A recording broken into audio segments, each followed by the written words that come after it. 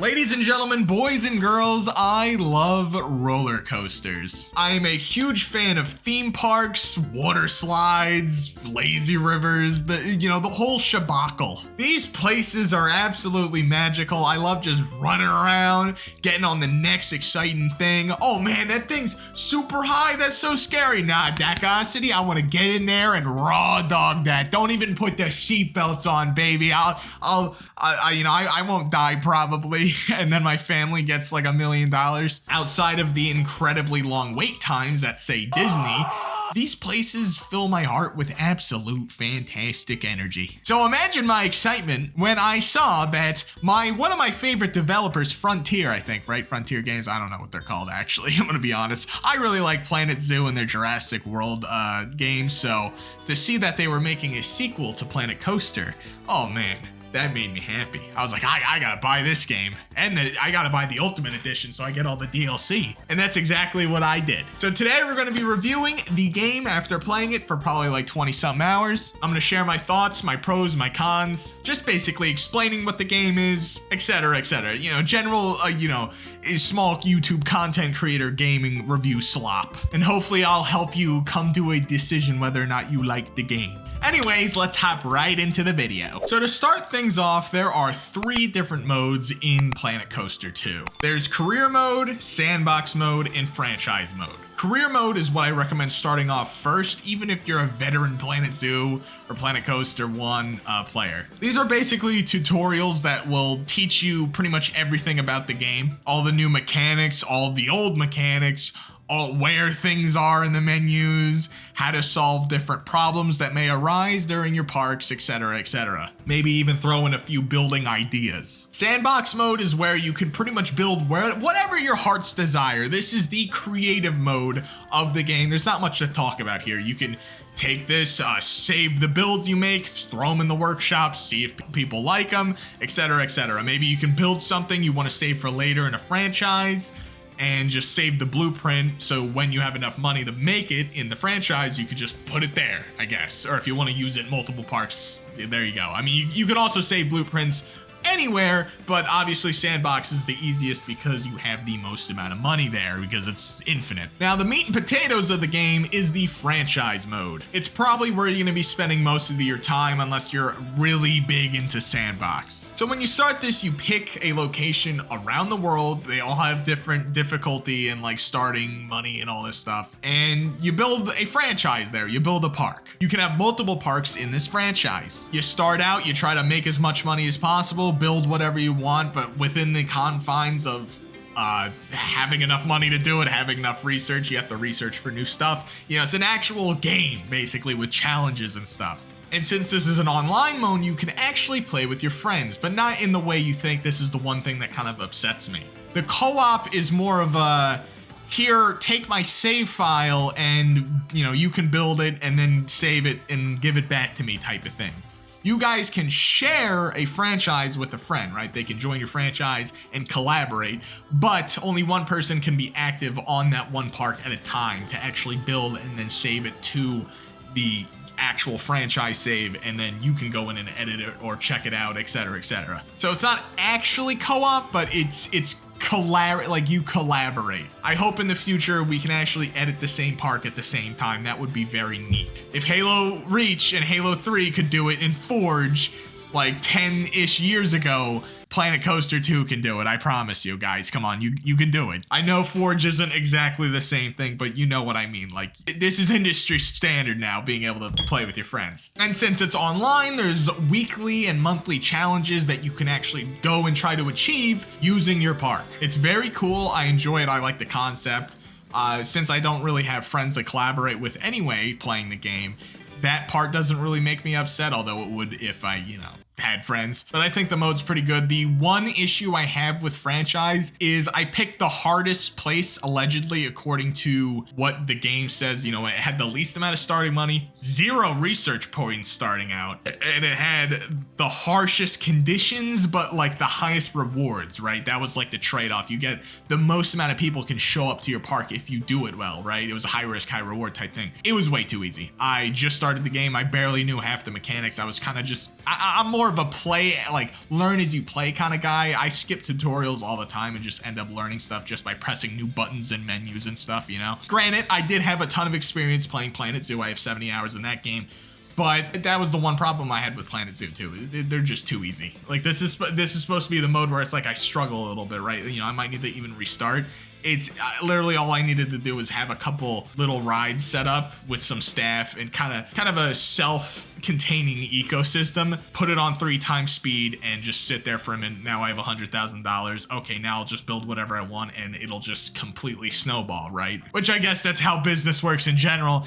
But still, it didn't feel very challenging. Most of the challenge from this game comes from I guess, trying to achieve the online challenges, or actually building something that doesn't look like complete dog water, which luckily isn't that hard either because the game's beautiful. Before I get into actually talking about the mechanics of building roller coasters, building pools, you know, the stuff you actually probably care about, building the rides is the main attraction here, I'm assuming, for most people. That is the coolest part. The game's just beautiful, right? The AI characters, the little, you know, visitors to your park, the people who make you money, they're ugly as hell. I hate them, but I mean, they fill their role and they still blend in, right? It's just like, I hate their eyes. I hate the way they look. There's just something off about them, man. The game's gorgeous. Like even with my park, that's very, very basic. If I zoom out and look at it, especially at nighttime, it looks beautiful. It looks like everything was, you know, thought of, I gotta stop saying, you know. It looks like everything was handcrafted and well placed, even though I literally just chuck stuff out. It still looks gorgeous. I can only imagine what a park who, you know, was made by a idiot.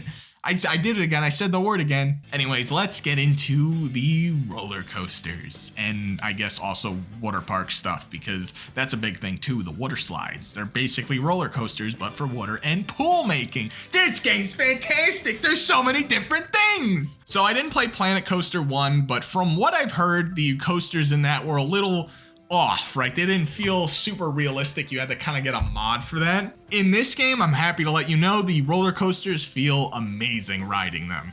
I actually enjoy riding my creations, even when they're bad. That goes for the flumes, the water slides, and even the pool too. I feel like I could do literally whatever I want with roller coasters. You can go up, down, left, right, zoomy zoom, big. There's so many different kinds of roller coasters that you can get and research.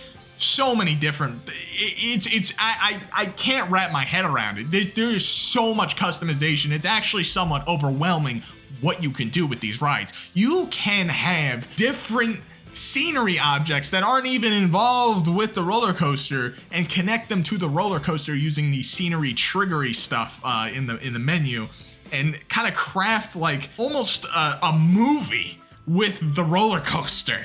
You know, with different, like, for example, fish coming out of the water right when the roller coaster goes near it or something like that. You know, that's very basic, but you get what I'm saying.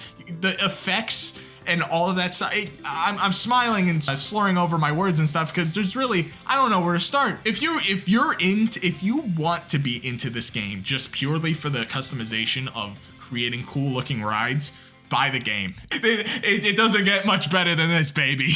One problem I do have is, like I said, the menus, at least when talking about creating the roller coasters, the menus are definitely just because there's so many of them, there's so much stuff. It really is just like, I guess you gotta play it and learn where stuff is, right? And just kind of look where everything is. It takes a minute to navigate it. Sometimes it is a little frustrating, but once you get in the flow, it's fine. Like, it's nothing that kills the game for me. I really like how I can completely drown people too. I could just make a roller coaster go underwater for like 10 minutes. It's great. I don't think they actually die, but it's really funny. It's really funny that the game approves of it too. Normally you have to test the roller coaster to see if it does. Like, if it just flies off into the sunset and just launches them. No, you can't put the people on that. That would be inhumane. But, you know, you could make it go into a lake and come out. That's fine. Crash into another roller coaster, that's fine, unless you have the collision turned on. I don't think you're allowed to do that if you have that. I do have collision turned off. That might be just for guests, though. I don't know. This stuff also goes for flumes and slides and pools, by the way. The pools are fantastic. I love how you can do different levels. You can make wave pools. You can basically make those little I forget what they're called, the shallow pools, where basically little kids can run around and like, it's just like ankle deep water. You can make cool little things with like the mushrooms shooting water out that kids could go under and stuff like that. Or you can make a really deep pool with a really high up diving board with really high up slides, flumes that go over and over and over again. The creativity's there. It's amazing. You can make some absolutely insane stuff. Another con though with that, my flumes, no one was riding them. Why? Because it was too long. For some reason, this is a really weird thing for people to think. Going on a flume that's too long is apparently a bad thing. Going on a roller coaster that's apparently too long is apparently a bad thing for some guests. In fact, a lot of them, that's why one of my main roller coasters that I made is not being ride on at all. Now, maybe it's just because it's not as exciting. Maybe it's a ratio between excitement and boredom. I probably screwed up on that, but to be honest, the ride isn't that long, and there's a lot of giant drops on it. I don't know why they're not riding it. Maybe it's just a skill issue, you know? Especially with the flume, because the flume is like, okay, you're going straight down at top speed, doing like 6 loops, and then launching into the water from like 50 feet up. You shouldn't even be allowed to do this, by the way. You can make them come out of the flume really high up. Like they would die in real life. But like the guests don't want to go on it because it's too long. I have never gone on like a high speed roller coaster or flume or water slide and been like, man, I wish this was shorter. No, that's one minor complaint. You know, I don't even care if they ride my stuff. I just want to make cool stuff and ride it myself, to be honest. Again, with the pool's, oh my God, I just love water stuff. I'm incredibly biased. I cannot wait for Planet Zoo 2 when they implement, like, literally, honestly, screw Planet Zoo, make it like some weird alien water park type thing where I could swim with the creatures but also raise creatures in just water. Just make it in, honestly, Planet Aquarium. Make that a thing, Frontier, please. I'm begging you. I love the ocean. I love water. So when I saw that there were water parks in this, oh man, that's fantastic. Pools are awesome. I got not much else to say about that. And they're really easy to manage too. You just need like put the lifeguard that cover an incredibly wide range anyway. One issue I do have with customization too, involving just the park in general, is the pathing. I think it's better than Planet Zoo. It's definitely a lot easier to kind of smoothen things out and everything. Still, sometimes getting a path to do what you want, it's gonna take some tweaking. You can't really fix that though, because obviously the game's so free form. Occasionally you're gonna run into issues like that where, okay, the thing you want to do is probably easy in some sense, but since the game allows you to do pretty much everything, it's going to be kind of hard to actually, like, you can't just tell the game to do it, right? You gotta kind of like move the path in a certain way to get it to hit just right. Or maybe you gotta back up and make the path first before putting the object there, you know, something like that. I think managing the park is kind of, if you want to buy the game for that, it does take a back seat to the customization of everything, because it like I said before, it's incredibly easy. You really just like, oh, okay, rides aren't being fixed fast enough. Let me hire 5 more engineers. I haven't touched the staff path ever. Like, not path, the staff, you know, like their wages and stuff. You can edit their wages and like where they want to go and stuff. And I'm assuming for a peak efficiency, that's probably okay. But for this, it's, you know, it doesn't matter. You don't need to do it. Just hire more of them. They're not going to cut into your budget that much. I guess if you are going for super high score challenges and stuff on the leaderboard, that is when that comes into play. But for someone who's just playing the game casually like myself, it doesn't matter, which is fine, you know.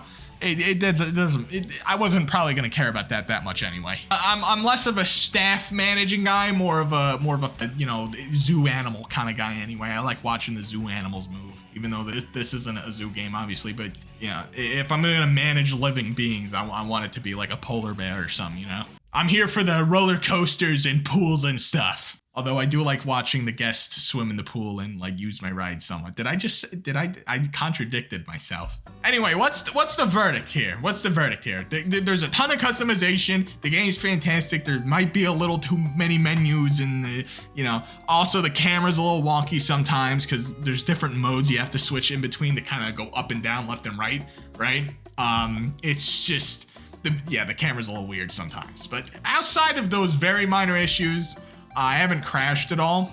Yeah, like, to be honest, there's not much else to say. If you want a theme park simulator, also water park, by the way. The water park's a huge part of it too. It's amazing how they're both all there. Also, my bad. Oh my god, I forgot to mention flat rides and stuff like, you know, bumper cars and all that stuff.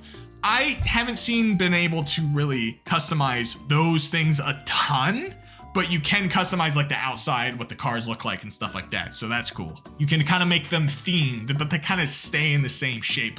Unless I'm missing something, let me know in the comments. But yeah, if you want, this is like the ultimate theme park, you know, management game and creator game. I give this like an 8 out of 10. If the issues were fixed, it'd be a 10 out of 10. Like, it's everything you would want in the game, to be honest. I love it so much. Eagerly waiting for Planet Zoo 2, because if this is what they did for the sequel to Planet Coaster, oh my god. And they learned from the mistakes with this. Ooh. And they're dabbling with water. They're already starting to do it with Planet Zoo, although I didn't like it that much. The water in this is even better.